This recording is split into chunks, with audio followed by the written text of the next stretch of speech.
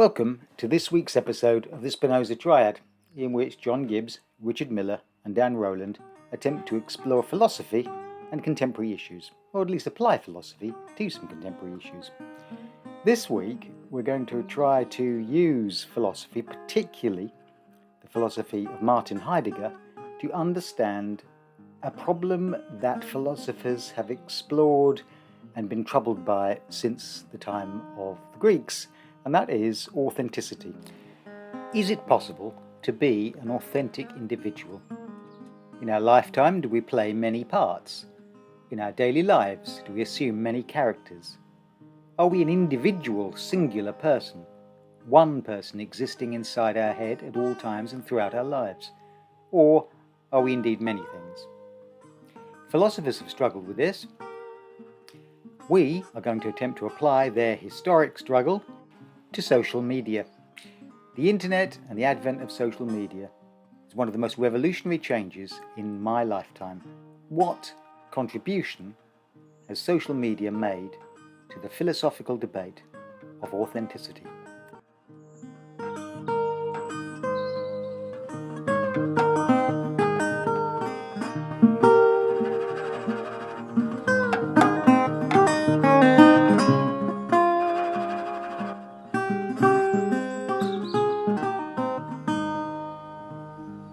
I'll start with a quote. Good. In politics, authenticity is essential.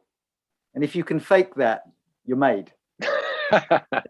That's from Groucho Marx. Sounds about right, doesn't it? As a jest, it might also apply to life, mightn't it? I mean, to what extent is it necessary to be authentic? If authentic is, well, what is authenticity? And I'll start with authenticity being some inner true self. There is a you, which no matter what games you play in life, no matter how you present to the rest of the world, there's a you that lies within it, a Cartesian you. And you're only really authentically honest when you are aware of that person and aware of that and are able to be that person. Could you go any further with the definition of what that is? The unchanging self. So it's a bit like using a bit of Buddhism and Hinduism, that inner core that is at the center of everything you do and is unchanging from birth to death. The essential you. We certainly have a sense of that being true, and we like to believe it. I don't know how true it really is. And that's the issue, isn't it? Because whenever you press this and say, what do you actually mean by that? What do you mean by a core? What is this essence? You know, if you try and define it, it becomes extremely difficult, doesn't it? Yes. I'm just going to say, John, because it's always in relation to something else, isn't it? Trying to identify this authentic being or this underpinning thing seems to have been a problem. I think that relationship, what this is, I mean, modernity, if you like, is to some extent the uncovering of that authentic self and there being a core self. And then postmodern step has been the realization or the possibility that the self, that the authentic part is just a construction anyway, something that we develop, we construct ourselves, which kind of leads on a little bit to discussion if we were going to say on the one hand, authenticity on one hand and social media on the other. We've got a nice dualism there, haven't we, between what we think may be ourselves and ways in which of constructing it or not. You know, maybe there is. I think you raised an interesting point about the self being relational. And I think what John was alluding to at the beginning was this almost non-relational idea of the self. So it's almost pointing towards metaphysics and religion and ideas of a soul, perhaps, which is eternal. So if you start talking about you creating your own self authentically to suit the situation you find yourself in, that's similar to Groucho Marx's line. It becomes inauthentic because you start play acting yourself. You start playing a role to fit a situation you find yourself in. And that's exactly what people are doing on the internet, is they're looking at their audience, and that's what politicians do. They look at their audience and they're trying to preempt what the audience are thinking and then try and deliver a self which is going to cater for those needs. All that sounds really inauthentic. Yes, and I think that's where the problem of authenticity is being agonized over by philosophy, the core essential self that you must be somehow honest to. Christianity does agonize over that. St. Augustine talks about how there are the good acts and there are the apparently good acts, what we would call virtue signaling. It's not a good act to be good and honest if that's because you want to get into heaven. Fear of God doesn't make you good. What makes you good is somehow being good. for its own sake. Yeah. And then just straight up Kant. Yeah. Kant, if you're the businessman and you are honest because you think it's good business, that's not being honest. If you follow that down to its conclusion and say, well, everything is about expression of myself without the other, or without thinking about the other in any sense, does that not just then lead to a kind of alienation? You're not alienated from yourself, because you are, if anything, you're channeling into this self that we're saying does exist, but we're not too sure what it is. But what does it actually translate as? It can sound like it translates as pure narcissism. Yeah, being honest to yourself Exactly. is simply living the life you want to lead, disregarding all others. Yeah. No, I disagree. I think if you're looking at Eastern religions, it's like the concept of nirvana in Buddhism is the idea of realizing that the self is an illusion. Right. And that's the true authentic position when you actually unravel all the masking and all the role playing you do, even the role playing you do to yourself. But there's that inner core that is almost a sense of, well, this is what Buddhists would say, a sense of complete detachment, a sense of nothingness, a blowing out of the fires of the self. I've said this to kids when I'm teaching about Buddhism. I say, imagine you could have a holiday from yourself just for half an hour, just for maybe an hour or two. Right. How would it feel? And you would still see the world around you, but without the focus of ego, without the focus of self. I don't know whether Heidegger talks about this, but that's definitely coming from an Eastern perspective. To truly be yourself is you have to realize that the self is an illusion. It's fascinating, that, isn't it? Because when you describe that, it sounds very postmodern. The core self, the kind of Cartesian self, that inside me there's a true me, and all the rest is play acting. And the Buddhist philosophy, as I take it from you, Dan, says something like that core you is a kind of ego that you're projecting on the world. The attachments, yeah. So get rid of that. Inhabit the world as someone that recognizes their own sort of almost non-existence. In a way, yeah. That would be a Buddhist perspective. But what Siddhartha Gautama talks about is the incredible peace and tranquility that comes from that blowing out of the fires of the self. Yes, Dan, I think it's really interesting to bring in that Eastern perspective to set it against, I think, some of the discussions we're having, especially in relation to Heidegger's ideas of authenticity. If there was an overlap between Heidegger and Buddhism, it would be that they would both be frustrated with a world of distraction, a world of vanity, a world of what I think Heidegger describes as the circularity of consumption, being fallen out of yourself and into the routines and the kind of drugged world of ordinary, everyday consuming and living and the circular round, and not being awake to the world. And where I think that Heidegger would feel very different to a Buddhist is the sense that if he met, the Buddhist holy man, he'd want to say, give him a shake, really, and say, sort of wake up to this reality of the world. Heidegger's recipe for being awake is to go to a graveyard and think about death and the absolute inevitability of death. And also, I think one of the major differences between Heidegger and Buddhism is the distinction between the mind and the body, which I don't think Heidegger makes. I think he sees your mind, your body, you as existing in this place, in this time, thrown into the world. I think that it's impossible to take a holiday from the body. It is probably impossible to put out the fires of the self. I think the mind and the body and the self are utterly combined. Interesting. In a way that, that kind of idea, you see it in science fiction, the idea of the transfer of consciousness from one body to another. Multiple episodes of Black Mirror or Freaky Friday. You are taken out of yourself and you wind up in someone else's body, and you're looking out through someone else's eyes. That's the first thing that would happen if your mind were to be transferred into the body or to another body. The first thing you discover is that you were somebody else, and that you, as you were inhabiting the last body, was now dead. The mind is you, and the body are you. They are a combination of you. To transfer the mind, I think those poor buggers who have their bodies cryogenically frozen and going to be woken up sometime in the future. When they wake up in the future, if that were possible, again, I doubt it ever is going to be possible. If they were to be woken up in the future, the first thing they discover is that they are not themselves anymore because they're living in a different world. And I suspect you can't distance yourself. I am me right now in this world. And that's, I think, one of the things that Heidegger is saying is that you exist now in this world, thrown into this world. This is your one shot at existence. Yeah. In this time, in this place. This is your body and your place in time. If you open up a photograph album, you're looking at pictures of yourself in the past. You're looking at pictures of your dead self. This is the moment. This is the reality. This is where you exist. I also feel the Buddhist pursuit or the mystical pursuit, the holy man's pursuit, is itself an act of narcissism. You know, it's really interesting. Again, I think if you think about that in religious language and speak discourse, if you like, we're talking about it and it has that kind of meaning.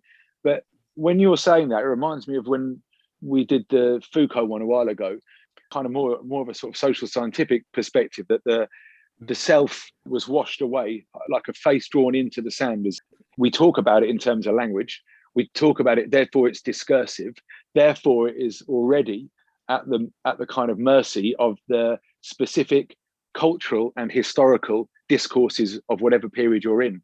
So in order to construct an authentic self, do we construct the authentic self, or is it something which you arrive at by unpacking other areas?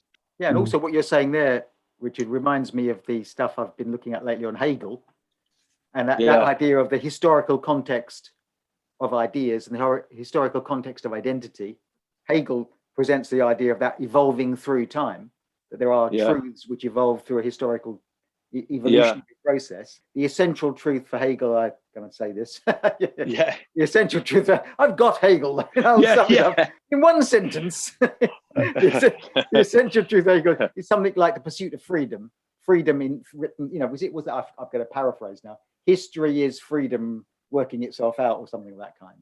Well, so the pursuit of reason and freedom are real and are authentic. But I think Hegel, again, I'm going to say that Hegel, I mean, I've no idea what Hegel was really saying, to be honest. The more I read, the less I know. But I mean, wouldn't he say that the truth would be in the whole? And in that sense, the authenticity of an individual can only be understood as it relates as part of the whole, the absolute. That's how, truth is part of the whole. And in that, he wouldn't, I don't think, he doesn't. He sees subjects and substance, or, so the subject in relation to everything around it. I'm just always cautious of thinking about something like authenticity. It's very, very difficult to pin down. We kind of have an innate understanding of what it means, but the very thing that we think it means, when you start to strip away, there doesn't seem there is an authentic life there, but it's not. Does that even make sense? Well, it does. I'm saying there. Yeah. I'm not sure. I'll bet most people understand it as simply being honest. To thine own self. It's about right. So Matt Hancock has profoundly proved to be inauthentic because he says one thing and does something else. And I think that for most people that'll do it. That'll do. So just hypocrisy. Hypocrisy is inauthenticity, and that will or at least unless he had an authentic fidelity to in hypocrisy. Well, yeah, he's been true to himself. Well, that's it. Well, that's where you start to go down that path. And then the most the trouble is going down that road is that then the most authentic person becomes the person who is the psychopath. Yes, they care nothing for others. And they know it, Yeah. And everything they do is justified by their own self-interest or desire.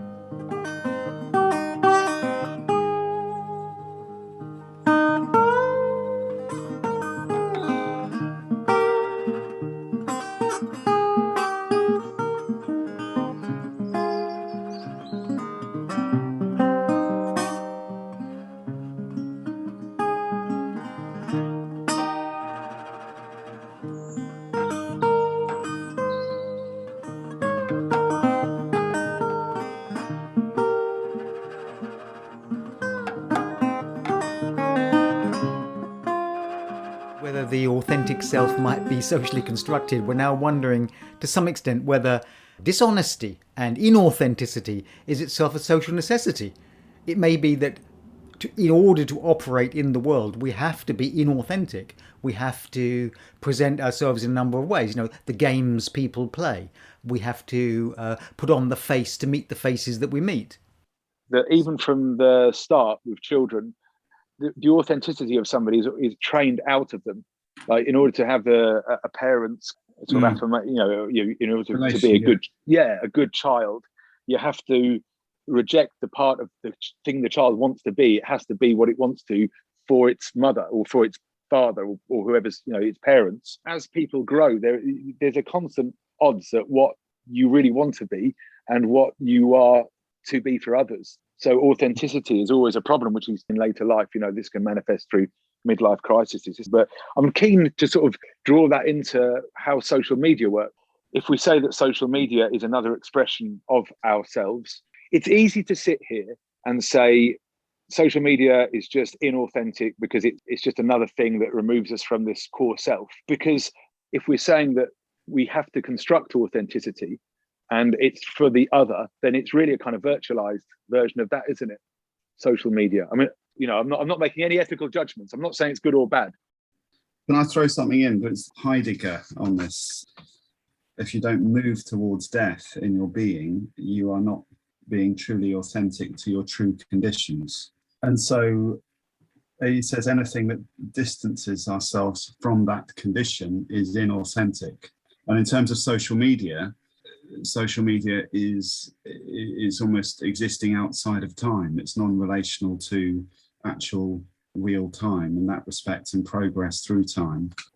What does that actually mean, though, Dan? What does that mean, though? If you say I'm living with death, so for Heidegger, would an authentic existence be one in which you continually thought about, that death was always in the back of your mind? It doesn't sound too fun, does it? It's like a bit of a curious proposition for a happy life, doesn't it? Yeah. What does that mean? I suppose that old cliche, if you're not really prepared for death, you're not really prepared for life. Right. So if you accept death every day as part and parcel of your existence, you perhaps might come across as being more authentic than someone who imagines they're going to live for 1,000 years. Yeah. I don't think, Or that if you live a life that is continually deferring the thought of death, the thought of old age, the thought of the realities of life. A criticism of the consumer society is that we live in a society of kind of ephemera. Nothing matters. It's just trying to take your mind off. We live in a society of immediacy and short-term consumption and so on. In the end, if you can embrace the idea that this is the one life you've got, live it with honesty, with awareness, then that gets you closer to some sort of authenticity. Yeah, he comes up with things called Das Man, which is the social structures around us, which he contrasts with Dasein, the beingness of being, actually being in this world at this time and you in this world at this time. That's it, Or the facticity of being, that this world is what it is. You didn't ask for it. You got what you got. You're limited by all sorts of things you couldn't possibly choose. Exactly. So, and an awareness of those limitations and realities of. So if you're moving away from that and you're imagining that things are different, then you're being inauthentic. We're becoming mesmerized by the technology, which means you're moving away from being a true inframed individual who's living an authentic life. We're being obsessed by the tools rather than the life that doesn't that relate very much to a long-lasting sort of philosophical concern that society distances you from your true self? Rousseau, man is born free, but he's everywhere in chains by society and society's conventions. Well, then we're reaching right back, aren't we, to the sort of classical philosophers and the idea that the only true man is the man who lives in a barrel and enjoys himself freely. Yeah.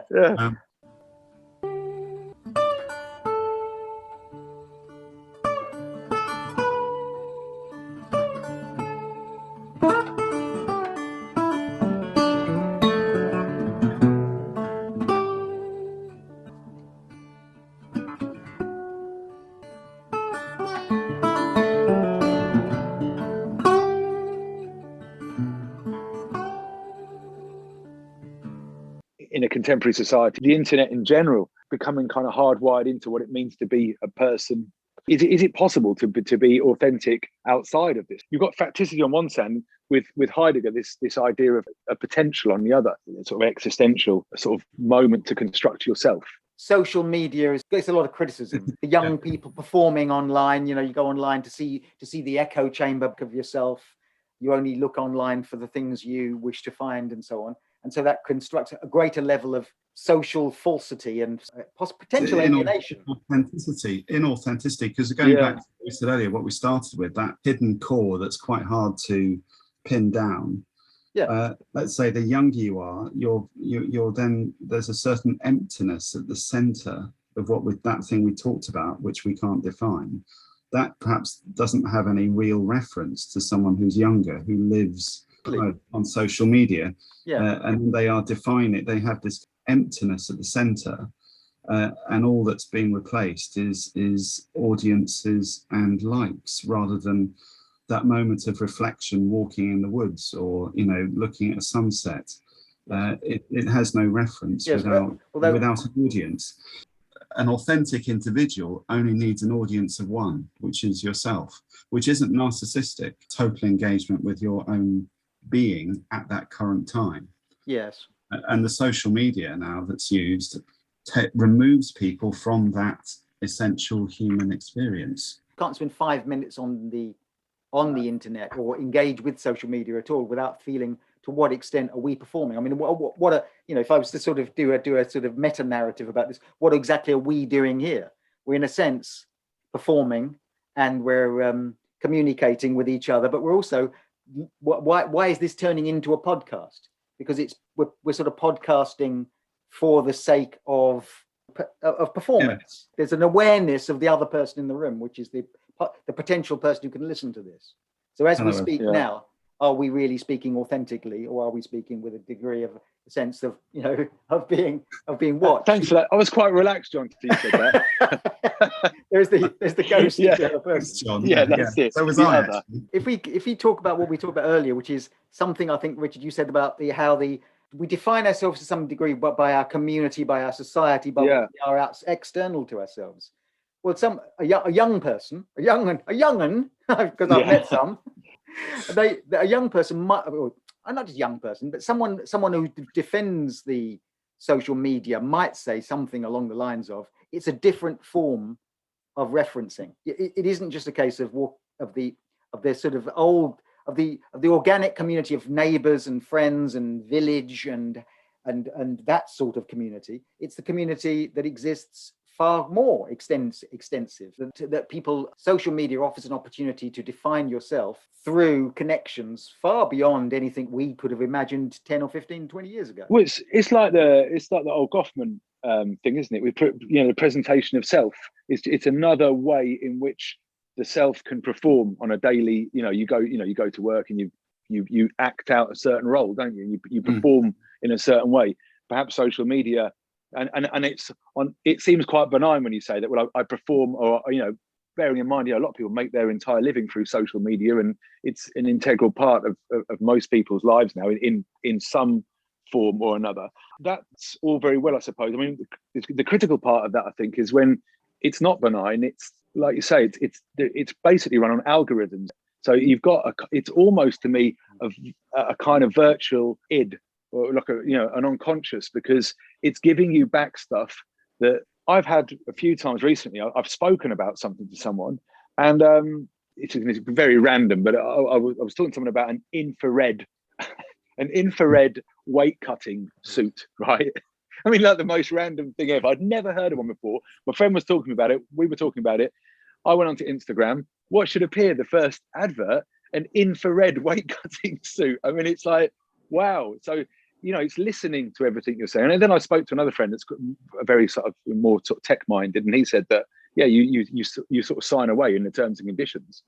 Did you not read that? No, no one does, do they? But so the unconscious almost of the algorithms are kind of shaping what you consciously see as what would be an authentic self anyway. If you listen to philosophy online, you'll get philosophy stuff back at you. If you're into whatever you're into, it comes back at you again. So it's kind of removing the possibility for authenticity in many respects. Yeah, so that sort of presents the social media as another form of just social entrapment. You know, if through centuries people have worried about the city or class or the pomposity, you know, so if Rousseau's worried about class and convention, then you're saying, well, all you've got now is a much more complicated and a much more sophisticated intrusion into your real self. Except you could say, perhaps again, with previous forms of control of the self, you had that ability to remove and see it for what it truly is. You'd have those moments of privacy.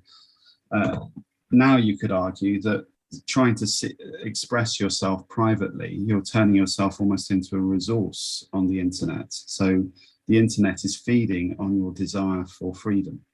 So a lot of people use the internet as an expression of freedom. You have all the discussions about, freedom of speech, etc., on the internet. But all that freedom is turning into a form of entrapment and resource building for social media companies. You are authentically expressing yourself through an inauthentic means on the social media platforms. And so it doesn't allow you to be authentically true, whereas the previous stuff like the city or, previous social arrangements allowed you to withdraw. Right. And that's what created the authenticity. With social media, there is no withdrawal allowed. That's the difference. Dan, what you seem to be describing there is a kind of authenticity of privacy, private self, to close the door. I don't think you can be an authentic individual without privacy. Right. And if you can't withdraw, and now anyone who is, let's not say young people, anyone who's using social media perhaps more than they did in the past may find that their ideas of privacy have changed. I don't know, Dan. I don't know. I mean, let's just say you're a stand-up comic or a musician or something like this, and that is your authentic mode of being is your art form. You're an artist.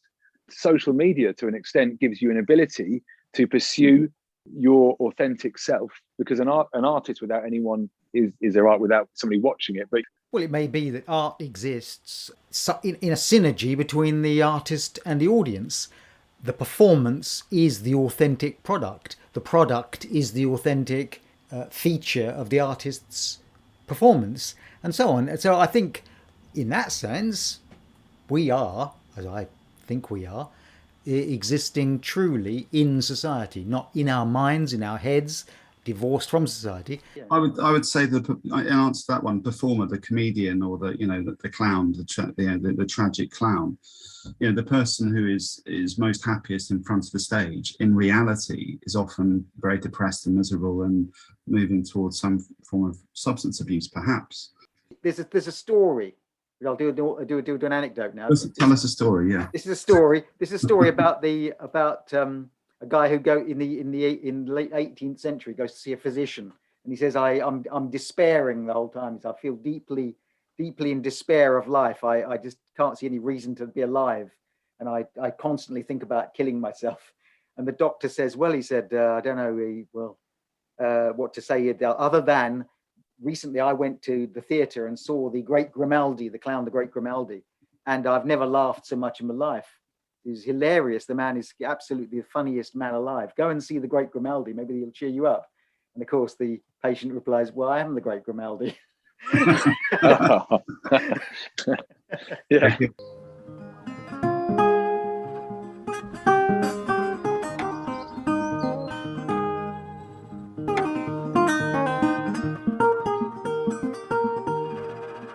We talk about privacy in terms of legality now only, not in terms of emotions.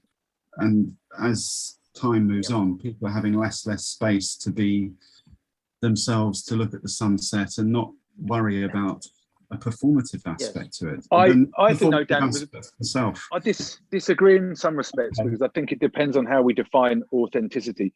Is authenticity actually the way in which your self feels at its most fulfilled, regardless of constraints coming at you, animals? coming at you.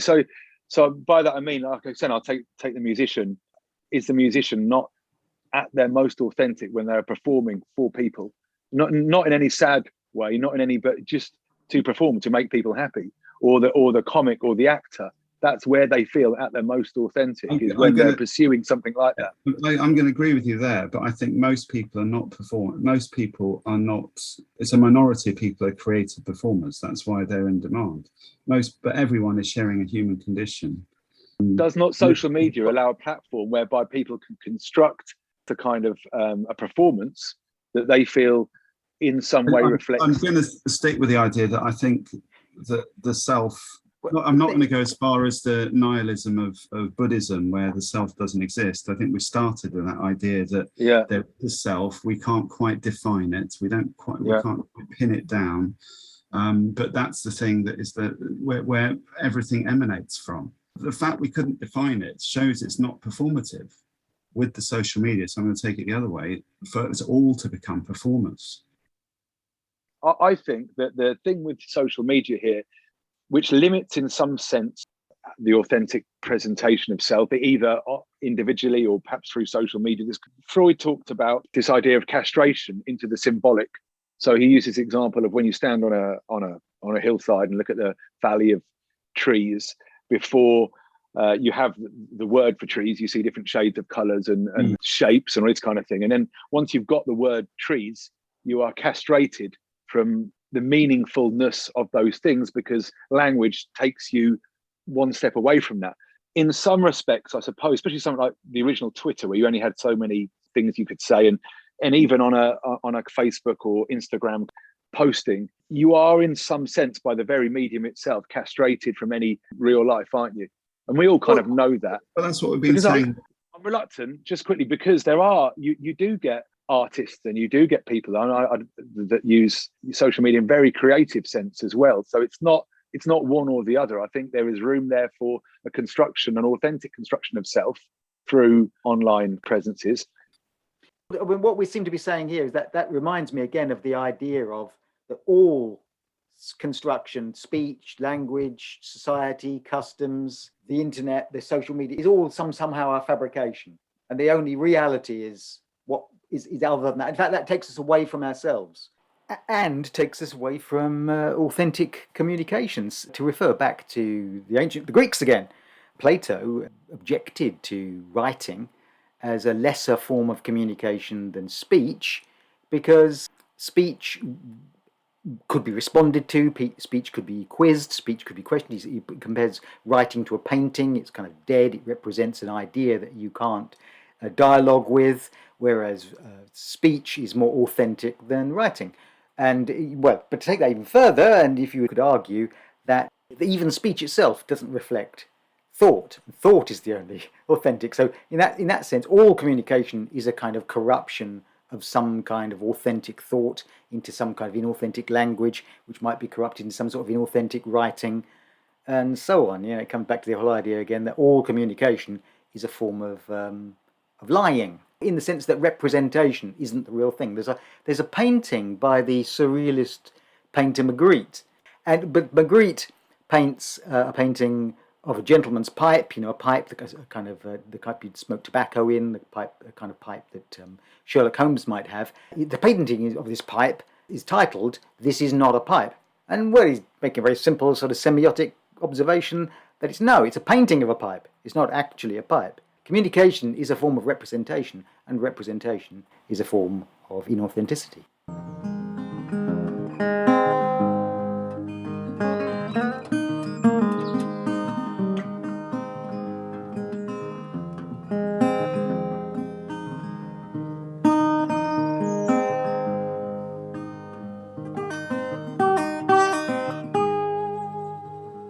It's a bit the like only reality is death. Yes, the only reality is I'm going to throw that one in. It reminds me a bit of when we talked in the past about Wittgenstein and his conclusion in the end that language can't go there. I forget the ending of the famous phrase he uses. But all we do not know, we must remain silent. In the end, the only proper response to these big questions is silence.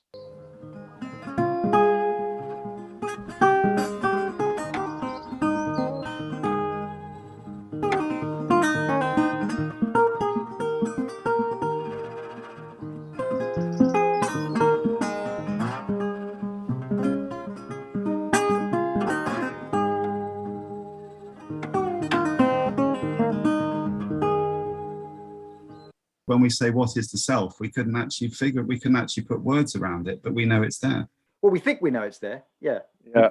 We certainly feel it's there, and We feel it's there. you know, it's very troubling to think it's not, and it's an apparently easy idea. You know, to be honest, be yourself, be honest to yourself, be your own self. You know, but if we look at the social media and say, well, if what we're worried about in social media is its performativity, it's inauthenticity because it's simply a matter of performance. Isn't that what we're all doing, even as we speak to each other right now? In any social interaction in life, isn't it always a kind of a lie? Isn't dishonesty the presentation of self? Simply what we human beings do. Who really wants to see inside anyone else's head? The trouble with social media is there is this algorithm, big brother aspect to it as well. So it's really weaving in amongst that opportunities for us to for people to express themselves through certain media, but realize that isn't benign, or it's not just an innocent kind of rolling out of yourself. It's manipulated, and your data is manipulated. Does it become less of a problem if you understand these things and still go ahead and use it anyway, understanding that there are I don't want to throw it all out as being inauthentic, because I think for many people it is an avenue for authenticity. Are we in danger of sort of underestimating human beings' capacity to understand the medium as the message, you know, to go back to Marshall McLuhan, and to know and to you know, the knowingness of people as they enter the internet and they enter social media, they know it's false. And they may not. I mean, I think it can be both things. It can be entrapped. It can be algorithms that manipulative. But also, for instance, we talk about death.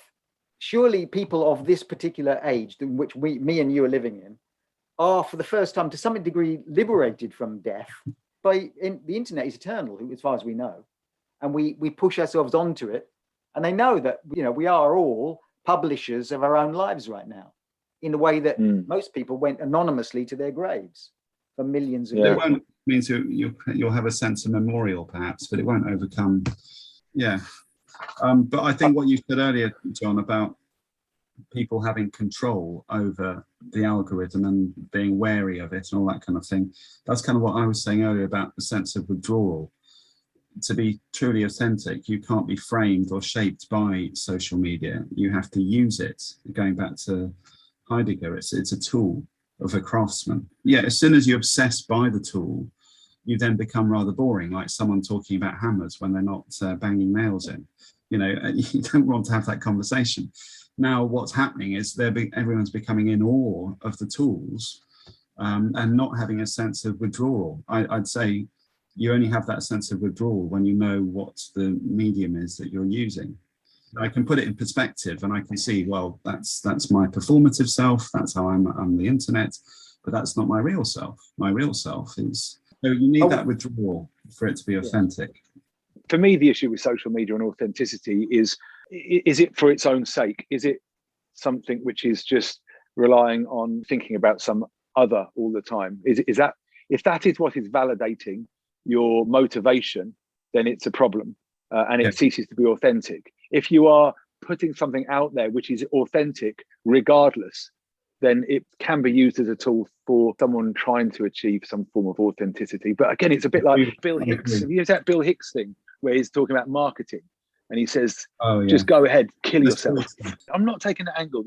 You take a picture of it and you put it online. Does that devalue it as an authentic act? That's interesting. You should use that phrase, the authentic act, because that takes us back to the idea of the virtue, the act for its own sake and the act for performance. The problem there is it an ethical act being authentic? I don't know if it is. There's a difference between, I think there is a difference between authenticity and ethics. And what you're asking there, Richard, is good the same as real? I think we tend to feel it is, because dishonesty often is associated with some form of deception, and honesty is seen as a virtue. He wears his heart on his sleeve. He is what he appears to be. There's no side to him. We say all these things of people who are what they appear to be. So that does kind of lead you to the possibility that the honest self-interested, or the honest selfish person, or the honest evil person is in some ways authentic. Well, it's like you said at the beginning about the Kantian argument, isn't it, really? Or the idea Um, that in the Christian universe, Lucifer is the only free one. Lucifer is the more authentic figure. And to turn that on its head, in St. Augustine's writings, The City of God, or in the writings of, or more explicitly, Thomas Aquinas, they both observe that one of the joys of being saved, one of the joys of being in heaven, is the elect, when they arrive in paradise, will be able to look down into hell and see the agonies of the damned, and that will make the joys of heaven all the greater. There's a kind of curious way in which goodness is rewarded by sadism. I think not only does this expose a kind of paradox in the nature of Christian virtue, but in the danger of virtue itself. Those throughout history have claimed a special authentic access to the truth or to reality or to goodness have often been those who are most likely to use violence. I mean, Robespierre was the architect of the terror during the French Revolution, was described as the sort of uncorruptible one. And purity and honesty and authenticity have often been the claims of the most horrifyingly violent.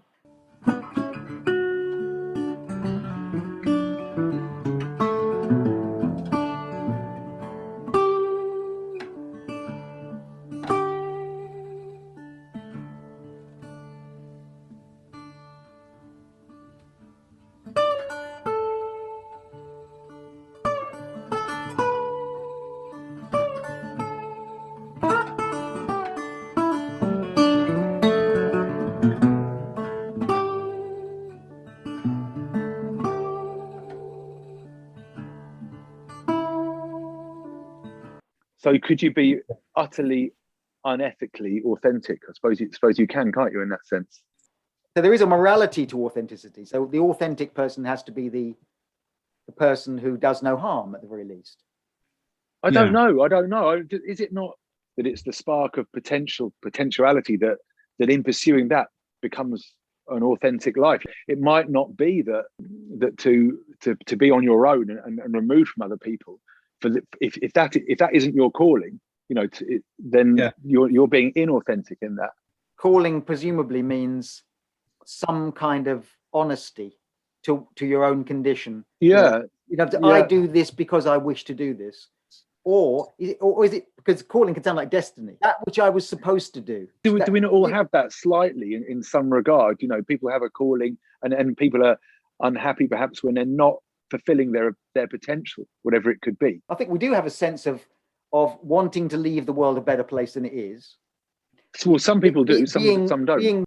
Being the authentic person, being the good father, and taking that seriously as a role that you can play, that, in this brief passage of time, you will be the good parent, you'll be the good father, you'll be the good teacher, you'll be the good waiter, you'll be the good butcher's, baker, or candlestick maker. You'll try and do those things well and not badly, so that others are improved by what you do. That's where authenticity then becomes some sort of moral principle. Is it unethical to not pursue your authenticness, your calling, or whatever it is it could be? The ethics, if you like, is in that rather than any form of outcome. Yeah. That we've talked about in the past about Nietzsche's idea of living the life as though if you had to live that life again and again and again, the eternal reoccurrence. Then it's a very high bar to set. To become the best version of yourself, to overcome yourself. Quite how that would go in with social media, though. Social media doesn't allow for that because it's just eternal chatter. Yes, you can perhaps put your creative stuff out there, but if you are being framed by that chatter, that might stop you from living the kind of life that you're supposed to lead. You can't spend your whole time consumed by having arguments on Twitter or putting postings on Facebook. For much of human history, people aren't able to live to their potential or to develop their own skills or abilities because of the strictures of class and of wealth and the ordinary business of getting up in the morning and having to live a life. The vast majority of human beings go anonymously to their graves. And yet here we live in an age when the ordinary person can magnify their own skills. Yeah, I'd say I'd agree with you, but I'd find that the people that might want to be expressing themselves in classical music or fine art or something like that, the the internet seems to be driven by the lowest common denominator. Look at all forms of entertainment now. It's getting less and less highbrow and more base. I don't know, Dan. I think that social media could allow three old buffers to talk about philosophy and highbrow ideas. I just feel there's the potential for that. No one's listening, but anyway, I believe it could have access. It could give very mediocre people access to a platform. I'm talking about to mispronounce long words. If you look, I will persist with that. If you look at the YouTube channels, if you look at the things where someone says I am a YouTuber, and they've got all the chatter going their way, and then see what they do and see what kind of things they're talking about, whereas perhaps some of the more reflective stuff or creative stuff might be sitting at the bottom of YouTube. Or I don't know, Dan. I mean, I see that as an amazing resource, really. YouTube. I'm agreeing with you. I just think the way the market, I think one was left out. I think it's a fantastic resource, and I totally agree with you.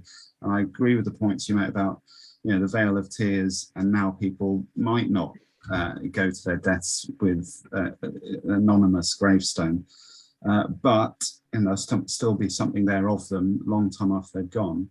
But I think it's the market we need to be talking about, the marketplace of ideas. Over the marketplace of consumption. We're actually when we talk about ideas now, or we talk about music or talk about creativity, the market now calls us consumers rather than listeners or artists or people who appreciate art.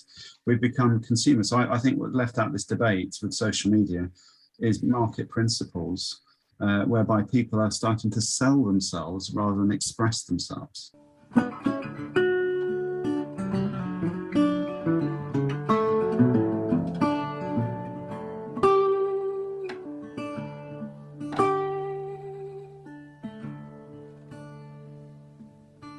That suggests that what we talked about last week, the consumer society, is basically inauthentic, and consumption itself mitigates against being honest. And I think the relationship with social media and authenticity is really on motivation.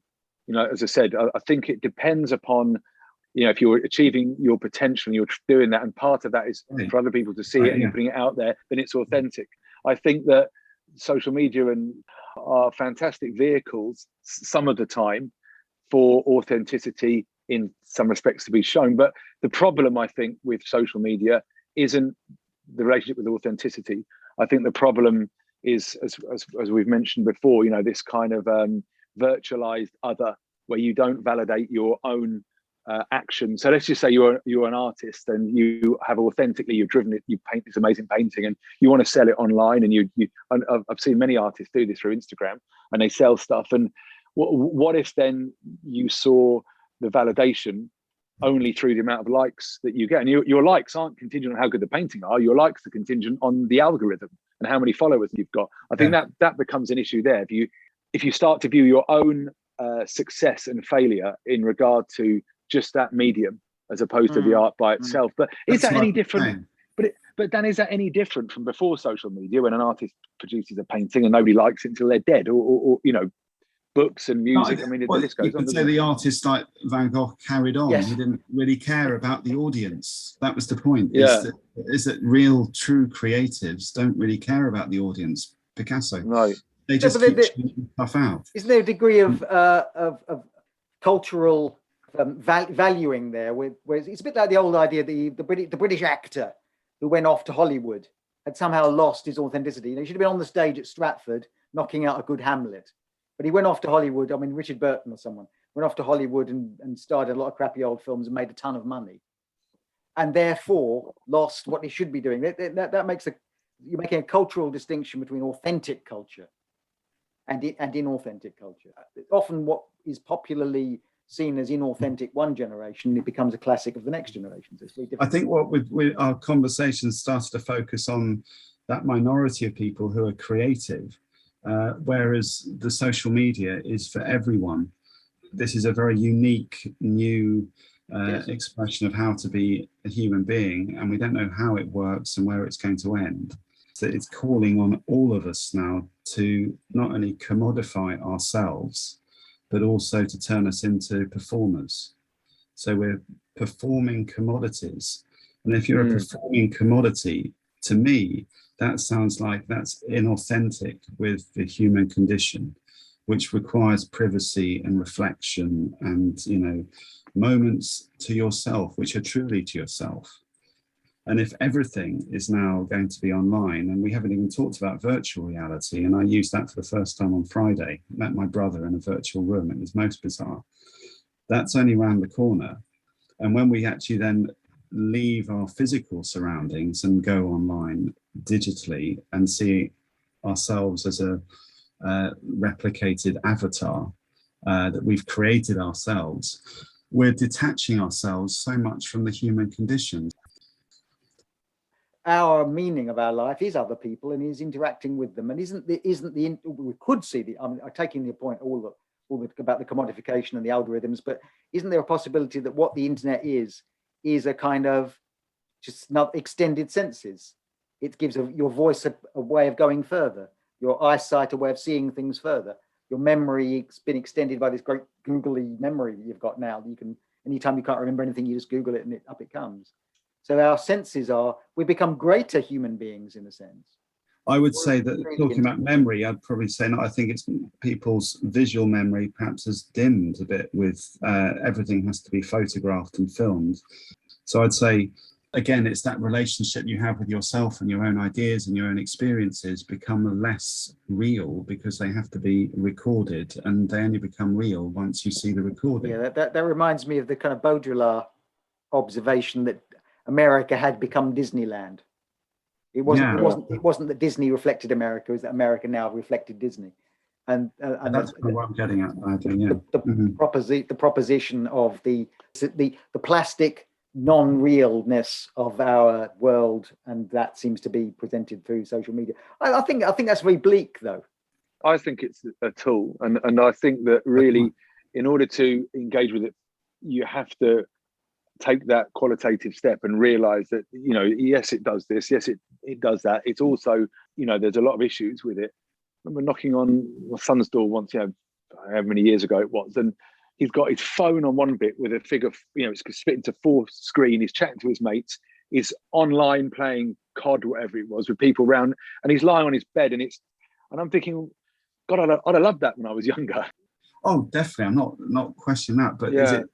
I think, are we wanting a society where we're entertained, or do we want a society where people are citizens and reflective individuals?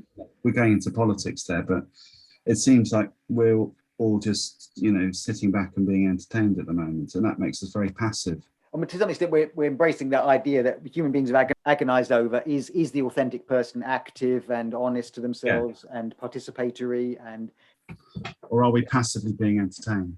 Is it famous story of Sartre sitting in the restaurant and he looks at the waiter and he says that waiter lives a life of bad faith. Yeah.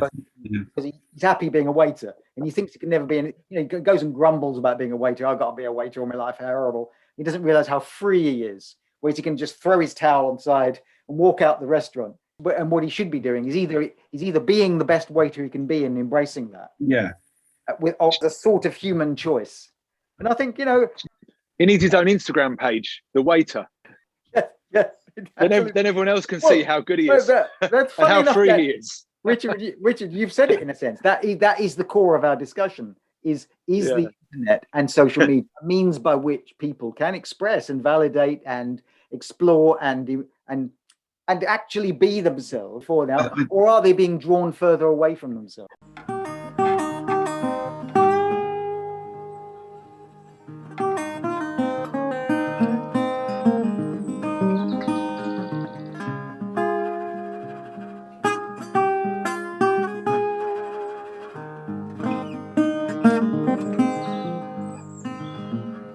I enjoyed that. That was good fun.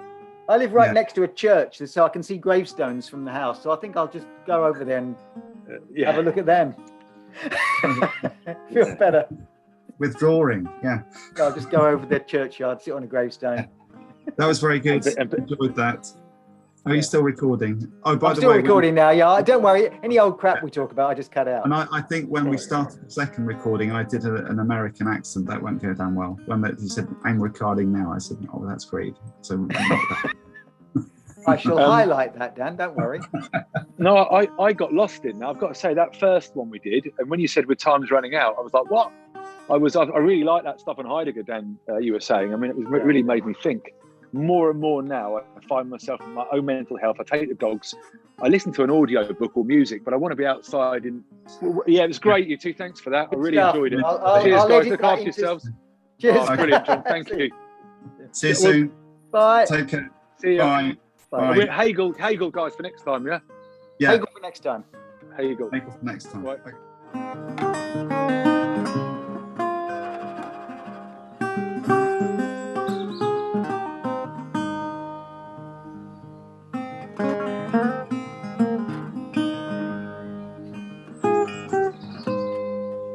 You have been listening to the Spinoza Triad with John Gibbs, Dan Rowland, and Richard Miller. Next time, we're hoping to consider Hegel and the rise of China. If you have any comments on this episode or future episodes, please leave recorded comments on the Anchor site or send me emails on the email link. If you wish to find out more about Heidegger or other philosophers mentioned, follow some of the links I've supplied on the website or on the podcast links. Thank you for listening.